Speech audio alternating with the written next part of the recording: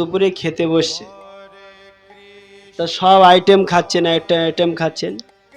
তা খেতে খেতে খেতে হঠাৎ করে একটা ভক্ত একটা বাটিতে করে একটা সবজি নিয়ে এসছে।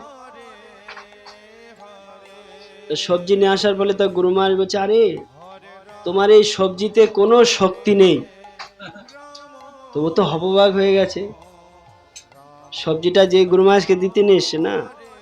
তো গুরু মহারাজ বলছে কি, তোমার এই সবজিতে কোনো শক্তি নেই, এটা আমি খাবো না।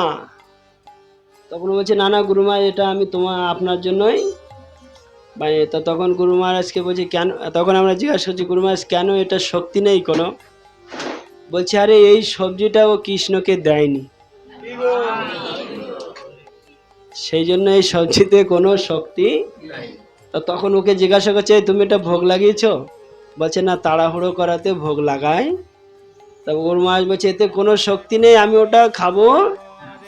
তো কিরকম মানে ভক্ত যে উনি বলে যে কোনো শক্তি নেই, তো কিরকম উন্নত ভক্ত। তা আমাদের অত্যন্ত সৌভাগ্য যে এরকম আমরা ভগবানের একজন মহান শুদ্ধ ভক্তের কৃপা লাভ করতে পারছি, এবং তার সঙ্গ, তার যে জীবন আত্মোৎসর্গ আমরা সচক্ষে দেখতে পাচ্ছি। এরকম অনেক অদ্ভুত অদ্ভুত লীলা গুরু মহারাজের আছে, যে শুদ্ধ ভক্তের বহু লীলা এরকম আছে। তা আমাদের যারা শিষ্য শুভাকাঙ্ক্ষী, তা আমাদের কি করা উচিত? ভগবানের কাছে প্রার্থনা করা উচিত যেন ওনারা এরকম এই জগতে থাকেন, আর ওনারা যতদিন থাকবেন এই জগতে ততই জগৎ কি হবে? মঙ্গলময়। আমরা লোককে বলে বলে মুখ ব্যথা হচ্ছে যে ভক্তন ভক্তন, আর ওনাদের দর্শন করেই লোক ভক্ত হয়ে, দর্শন করেই পবিত্র হয়ে যাচ্ছে। আমি দর্শনের একটা আমি মহিমা বলছি। তো কিছুকাল আগে গুরু মহারাজ কি করেন, সবসময় কলকাতা এয়ারপোর্ট থেকে কি করেন, বিভিন্ন জায়গায় যান।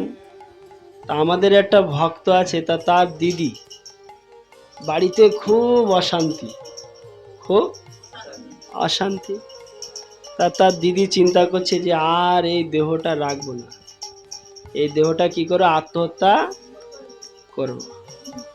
তা প্ল্যান করে নিয়েছে কি করবে, এত অশান্তি আর ভালো লাগে না। তো তখন তার বোন বলছে, আরে আমাদের গুরু মহারাজ না আজকে এয়ারপোর্ট থেকে আসবে, তা চল তুই একবার দর্শন করবি, দেখবি তোর খুব ভালো লাগবে। তা তারপরে ও কলকাতায় এয়ারপোর্টে দাঁড়িয়ে আছে গুরু মহারাজকে দর্শন করার জন্য। তা তখন গুরু মহারাজ যখন এয়ারপোর্টে, তখন সমস্ত ভক্তরা লাইন দিয়ে থাকে গুরু মহারাজকে দেখার জন্য। গুরু মহারাজকে সবাইকে আশীর্বাদ দেন। তো তখন গুরু মহারাজ এয়ারপোর্ট থেকে যখন বেরোচ্ছে, আর সেই যে ভক্তের দিদি, তাকে গুরু মহারাজ খুব মোটা মোটা করে দেখছে। হ্যাঁ, মানে গুরু মহারাজের সামনে যদি আপনি যান, ভয়তে আড়ষ্ট হয়ে যাবেন একদম।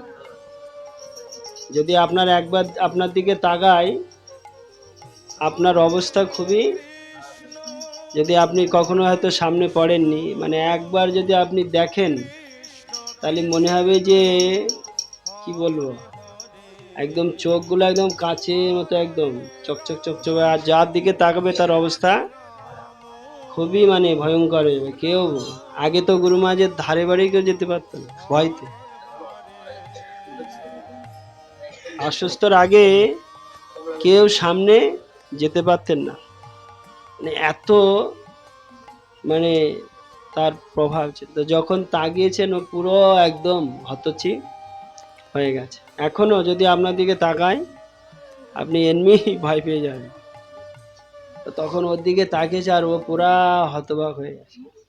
আর ওর হৃদয় থেকে গিয়ে সমস্ত যে খারাপ ছিল সব, আর খুব আনন্দ। তো বাড়ি গিয়ে কি করেছে, যে আমি আর আত্মহত্যা করব না। তারপরে গুরু মহারাজের সঙ্গ লাভ করে এখন সে ভক্তে পরিণত হয়ে